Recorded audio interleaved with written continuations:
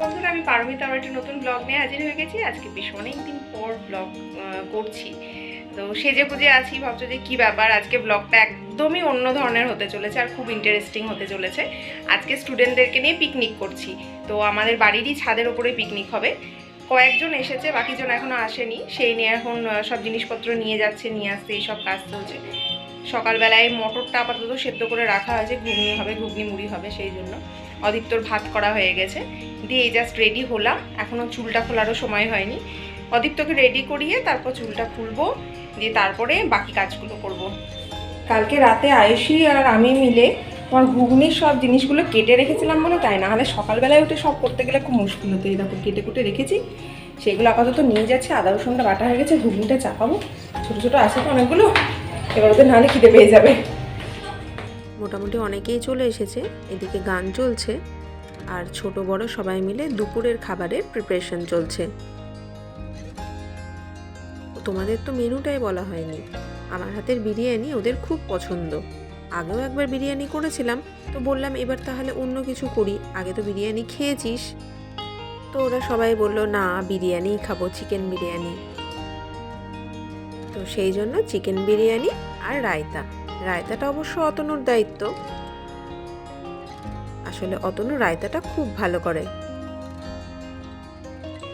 আর chicken biryani করছি যেহেতু চিকেনটা আমাকে রান্না করতেই হচ্ছে, সেই জন্য একটু চিকেন আর চিকেনের ঝোল রেখে দেবো, যদি ছোটদের ধরো শুধু চিকেন বিরিয়ানি খেতে অসুবিধা হয় সেই জন্য। এবার ঘুগনিটা চাপিয়ে দিচ্ছি, এদিকে বেরেস্তার জন্য পেঁয়াজ কাটা হচ্ছে। নন্দিনীর পেঁয়াজের খুব ঝাঁজ লেগেছে, সেই জন্য আপাতত সে ওড়নাটাকে নিয়ে নিজের নাকটাকে সেভ করছে। এদিকে ছোটগুলো আলু কাটতে ব্যস্ত।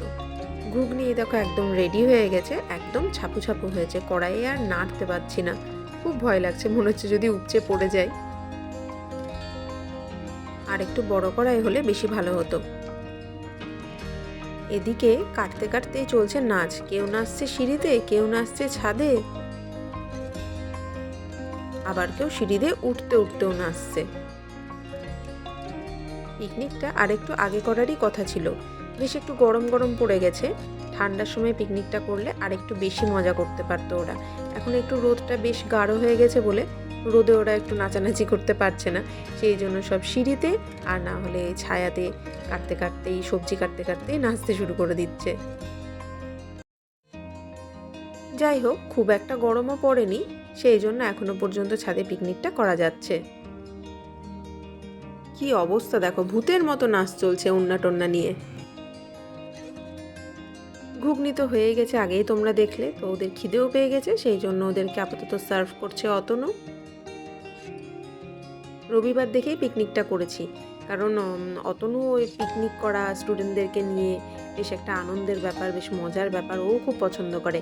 সেই জন্য সানডে দেখেই করেছি। অতনুরও ছুটি থাকে, আমারও ছুটি, অদীপ্তরও ছুটি, স্টুডেন্টগুলোরও ছুটি, সবাই মিলে জমিয়ে এনজয় করা হবে। এখনও অবশ্য সবাই আসেনি, যদিও বা সবাই আসতে পারছে না। কেউ গেছে দেশের বাড়ি, বিয়ে বাড়ি নেমন্তন্ন খেতে, আবার কারোর শরীর খারাপ। যাই হোক, সবার তো ধরো একসঙ্গে হচ্ছে না, আর ওই সবাইকে নিয়ে একসঙ্গে করতে গেলে কাউরির না কাউরির অসুবিধা থেকেই যাচ্ছে। সেই ভাবতে গেলে তাহলে ধরো পিকনিক করাই হবে না। নন্দিতা একটু আগে এসেছে, তৃষা এখনো আসেনি, তাই ও ভাবছে এখন খাবে না তৃষা এলে খাবে। আসলে তৃষা আর নন্দিতা খুব ভালো ফ্রেন্ড। দেখেই বুঝতে পারছো যে বেশ রোদ উঠে গেছে, আর ওদিকে গান চলছে আর এদিকে ছোটগুলো নাচছে, ওদের তো খুব মজা।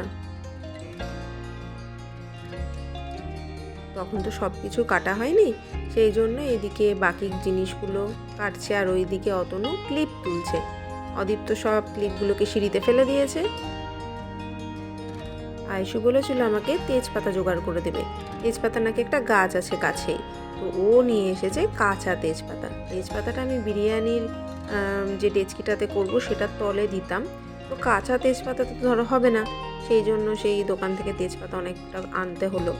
যাই হোক, তেজপাতাটা আপাতত শুকোতে দেওয়া হয়েছে, শুকিয়ে গেলে তারপর ইউজ করব। আর এই দেখো ছাদের পাশের ঘরে কি সব ভুতুরে রিলস ফিলস করছে, কি যে করছে ওরাই জানে। গান টান চালিয়ে কি সব গান করছে আর কথা বলছে, এই একবার ও একবার সে একবার। আমার তো দেখেই হাসি পাচ্ছে।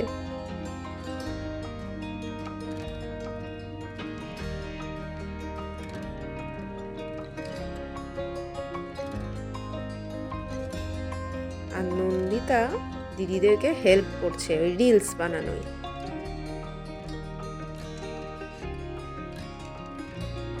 আয়ুষীকে দায়িত্ব দিয়েছি একটু ভিডিও করে রাখার, ওরা তো করতেই দিবে না, সেই জন্য চুপচুপ করে আয়ুষী গিয়ে ভিডিওটা তুলে রেখেছে। এই যে শুভশ্রী আর আয়ুষী কি সব করে বেড়াচ্ছে দেখো। যাই হোক, ওদের আনন্দের জন্যই পিকনিকটা করা, ওরা যে এত আনন্দ করছে সেটা দেখেই আমার ভালো লাগছে। এই যে তৃষা এতক্ষণে এসেছে, সবার খাওয়া দাওয়া কমপ্লিট, মানে ঘুগনি মুড়ি খাওয়া কমপ্লিট, ও শেষে খাচ্ছে। ক্লাস 10-এরগুলো অবশ্য এখনো আসেনি, ওদের আর একটা জায়গায় পড়া আছে, সেজন্য ওরা বলেই ছিল হয়তো ব্রেকফাস্টটা করবে না, একদম লাঞ্চই করবে। এই যে সোহান স্কুলে ট্রফি জিতে একদম ডিরেক্ট এখানে চলে এসেছে। আর বাবু ওর ট্রফি আর মেডেলটাকে খুব মনোযোগ সহকারে দেখছে। যারা যারা বাকি ছিল তারা একে একে আসছে। আর ডান্স আর সং এটা তো চলছেই, বেশ ভালোই নাচ করছে কিন্তু ওরা। আর রতনু আমাকে রান্নাতে হেল্প করছে। নাচানাচি করে আর বক বক করে ওদের খুব জল তেষ্টা পেয়ে গেছিল, সেই জন্য নিজেরাই শরবত বানালো আর খেলো।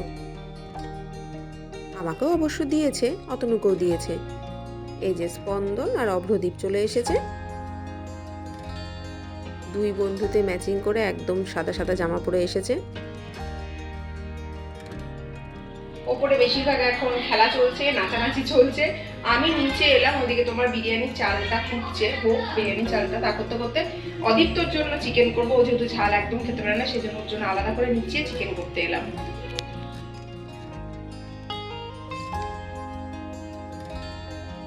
বিরিয়ানির ভাত, চিকেন, বেরেস্তা, আলু এবং অন্যান্য জিনিসপত্র সব রেডি হয়ে গেছে।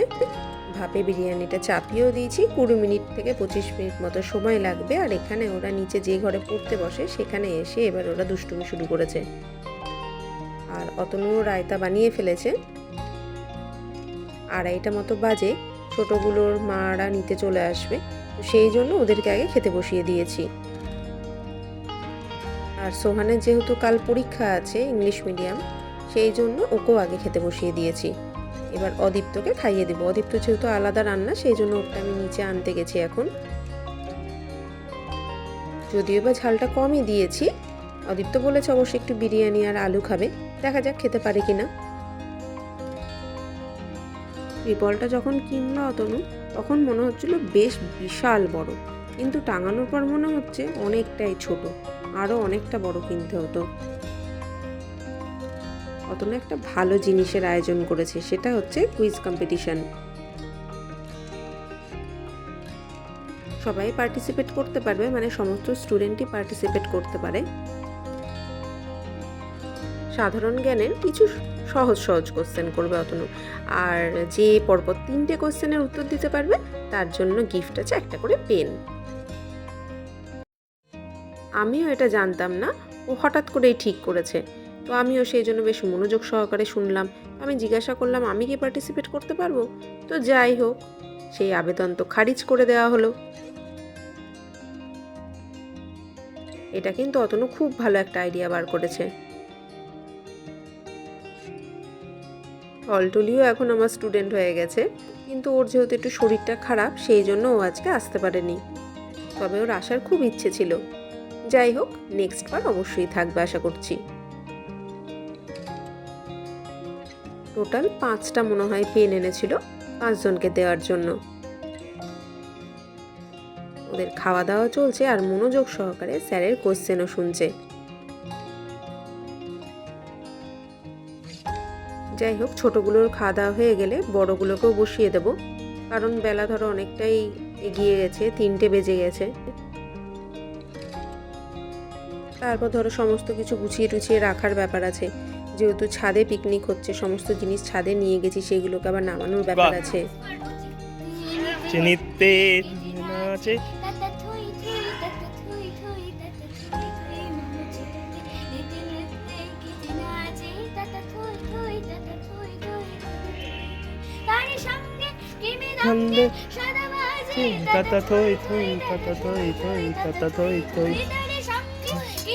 আর এইদিকে তোমার অনুষ্কা গান ধরেছে, ও কিন্তু খুব সুন্দর গান করে, কিন্তু ওর যেহেতু এখন একটু কাশি হয়েছে, একটু গলা ব্যথা আছে, সেই জন্য মানে একটু অসুবিধাই হচ্ছে ওর গান করতে, কিন্তু ভালোবাসে বলে কিন্তু খুব সুন্দর গানটা করছে।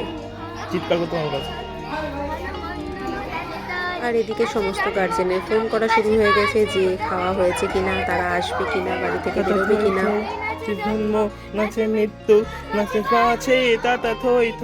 সবাই মিলে খুব আনন্দ হয়েছে, সবাই আমাকে খুব হেল্প করেছে, বিশেষ করে অতনু আর আয়ুষী সব থেকে বেশি হেল্প করেছে আমাকে।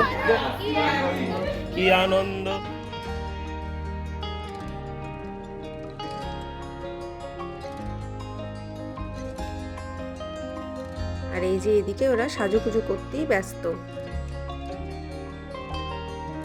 যাই হোক, সবাইকে জোর করেই খেতে নিয়ে যেতে হলো, যেহেতু অনেকটাই বেলা বেড়ে গেছে। সবারই যেহেতু একসঙ্গে আটছে না, সেই জন্য আপাতত কয়েকজন খেতে বসেছে, আর সাথে চলছে অবশ্য কুইজ কম্পিটিশনও। বিরিয়ানি সবারই খুব পছন্দ হয়েছে, এটাই সব থেকে বড় পাওনা আমার কাছে। এতটা কষ্ট করে 22-24 জনের জন্য বিরিয়ানি রান্না করলাম, আর সেখানে এই যে কমপ্লিমেন্টটা পেলাম যে ম্যাম খুব ভালো হয়েছে বিরিয়ানিটা, আর রায়তাটাও খুব ভালো হয়েছে স্যার, এটাই সব থেকে বড় পাওনা, তাই না বলো? যাই হোক, শেষ পর্যন্ত আয়ুষী মাস্কটা খুলেছে। ওদের খাওয়া দাওয়া কমপ্লিট হয়ে গেছে, এখন ওরা ব্যাট বল খেলতে ব্যস্ত। আর তার সাথে সাথে বাবুও জুটেছে ব্যাট বল খেলবে বলে, মিষ্টিটা দিতে ভুলে গেছে অতনু তাড়াহুড়োতে, সেই জন্য আপাতত মিষ্টি খাওয়াতে এসেছে। ছাদটা বড় বলে বেশ সব দিক দিয়েই কিন্তু সবারই খুব মজা হয়েছে, রান্নাও হয়েছে একদিকে, খাওয়াও হচ্ছে একদিকে, আবার খেলাও হচ্ছে একদিকে। আর অদীপ্তর তো আজকে খুব আনন্দ, সবারই সাথে খেলা হয়েছে, খুব খেলা হয়েছে, ওকে তো দেখেই সেটা বুঝতে পারছো। এই যে লাস্ট ব্যাচ খেতে বসে পড়েছে, আমার আর অতনুর খাওয়া বাকি আছে, আমরা প্রথমে গুছিয়ে টুছিয়ে রাখবো, তারপরে খাবো। অবশ্য গোছানোর ক্ষেত্রেও কিন্তু ওরা আমার খুব হেল্প করেছে। এই ব্যাট বল খেলতে গিয়ে বলটা তো একবার নিচেই পড়ে গেল, যাই হোক আবার আনা হয়েছে, এখন অতনুও নেমে গেছে ওদের সাথে ব্যাট বল খেলার জন্য, ক্রিকেট খেলার জন্য। অতনু নাকি খুব ভালো ফুটবল খেলতো, ক্রিকেটও খেলতো, তো সেই ছোটোবেলাকার স্মৃতি হয়তো ওর মনে পড়ে গেছে ওদেরকে দেখে, সেই জন্য ও খেলা শুরু করে দিয়েছে। তো যাই হোক বন্ধুরা, আজ তাহলে ব্লগটা এখানেই শেষ করছি, ভালো লাগলে অবশ্যই চ্যানেলটিকে সাবস্ক্রাইব করো।